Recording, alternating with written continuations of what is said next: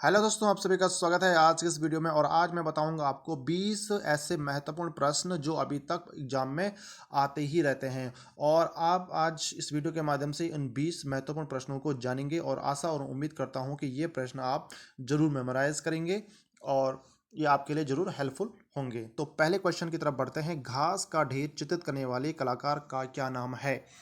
और इस कलाकार का नाम है मोने। मोने प्रभाववाद का कलाकार है और मोने को ही प्रभाववाद का वास्तविक जनक माना गया है। सूर्योदय का प्रभाव इसी का प्रसिद्ध चित्र है। तो आप देख सकते हैं इसमें बहुत सारे क्वेश्चन एग्जाम में पुटअप हो सकते हैं कि सूर्योदय का जो प्रभाव है वो पेंटिंग किसकी है?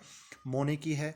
और प्रभाववाद का पिता या जनक किसे कहा जाता है? वो मोने को कहा जाता है। और पहला क्वेश्चन अपने आप में इम्पोर्टेंट है ही। तो बढ़ते हैं अगले क्वेश्चन की तरफ। दूसरा क्वेश्चन आपके लिए, द परसिस्टेंस ऑफ मेमोरी किसकी प्रसिद्ध पेंटिंग है?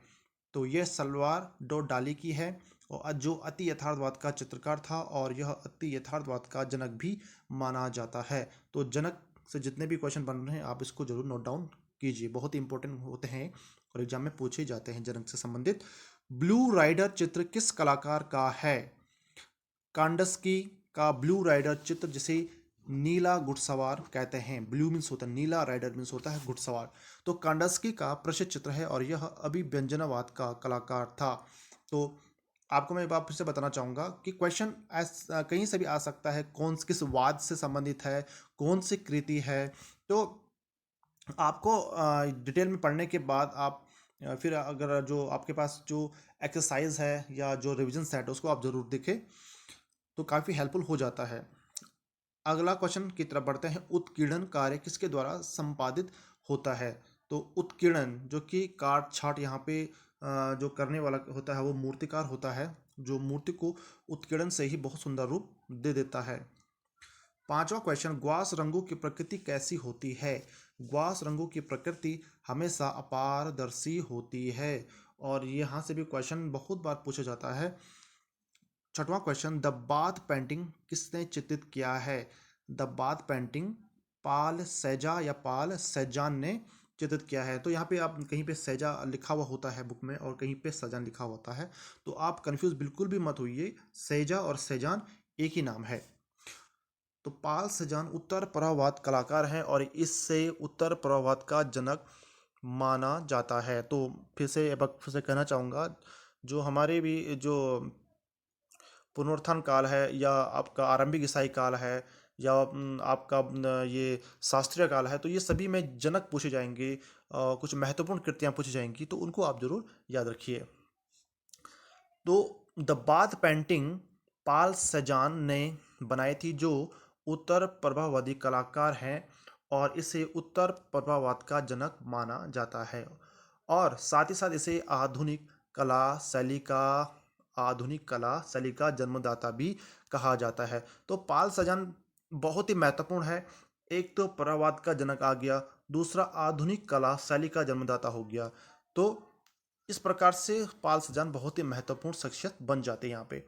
सातवां क्वेश्चन, विकास भट्टाचार्य ने किस वाद में चित्रण कार्य किया? इन्होंने अति यथार्थवाद में कार्य किया और अपनी अति यथार्थवादी शैली में चित्रों के लिए प्रसिद्ध है। आठवां क्वेश्चन, प्रथम धातु निर्मित नर्तकी की मूर्ति कहाँ से प्राप्त हुई?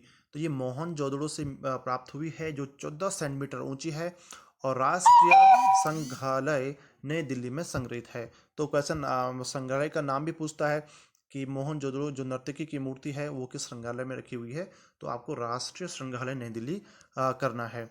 तो नौवां क्वेश्चन, प्रोग्रेसिव आर्टिस्ट ग्रुप का कौन सा कलाकार ईसा मसीह पर बनाए चित्रों के लिए प्रसिद्ध है?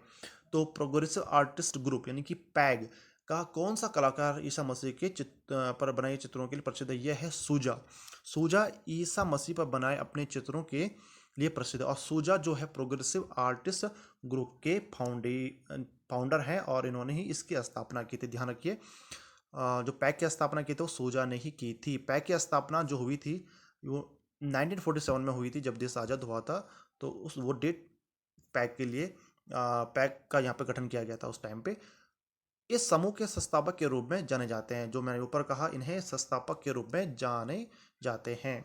10वां question, progressive artist group PAG का कौन सा चित्रकार पेरिस में बस गया? रज्जा फ्रांसीसी पुरस्कार मिलने पर ये पेरिस में बस गए थे। नेक्स्ट, मोहनजोदड़ो से प्राप्त नर्तकी प्रतिमा किससे बनी है? तो कांसे से बनी हुई है। बहुत ही महत्वपूर्ण क्वेश्चन ये इस वीडियो में किए जा रहे हैं। 12वां क्वेश्चन, वर्ष 1956 भारत के लिए महत्वपूर्ण क्यों है? क्योंकि इस दिन भारत में समकालीन छापा चित्रण का आगमन हुआ था। 13वां क्वेश्चन, कृष्णा रेड्डी कहाँ से संबंधित है? ये हैदराबाद से संबंधित है। और क्वेश्चन आपके लिए, प्रयाग झा चिल्लर किसके लिए जाने जाते हैं? ये छापा चित्रण के लिए जाने जाते हैं। 15 क्वेश्चन, गुप्तकालीन देवगढ़ का मंदिर किसे समर्पित है?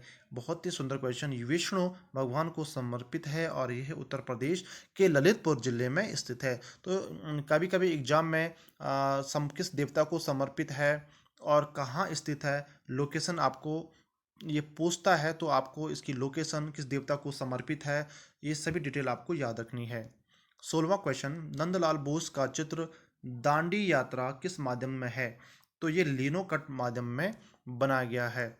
17वां क्वेश्चन इस प्रकार से है, ग्रुप 1890 की स्थापना किसने की? ये ग्रुप 1890 की स्थापना जे स्वामीनाथन के द्वारा की गई थी और ये जो स्थापना हुई ये 1963 में की गई थी। ये ग्रुप का नाम है और इसका डेट है 1963। 18वां क्वेश्चन, इनमें से प्रसिद्ध कला समीक्षक कौन है? एएस रमन, ये आंध्र प्रदेश में जन्मे थे और एक प्रसिद्ध कला समीक्षक थे। 19वां क्वेश्चन, सैलोज मुखर्जी की कला किस प्रकार की है? तो इनकी कला रंगवादी है और जन्म पश्चिम बंगाल में हुआ और ये एक रंगवादी चित्रकार थे। और इस वीडियो का अंतिम क्वेश्चन, हाल ही में प्रसिद्ध कलाकार सतीश गुजराल का निधन हो गया। तो इनका निधन 26 मार्च 2020 को दिल्ली में हुआ। तो ये वास्तुकार, ग्राफिक कलाकार, भित्ति चित्र कलाकार और चित्रकार थे। तो आई होप आपको ये वीडियो पसंद आई होगी और अगली वीडियो में मिलते हैं इसी तरह के इंटरेस्टिंग क्वेश्चन के साथ।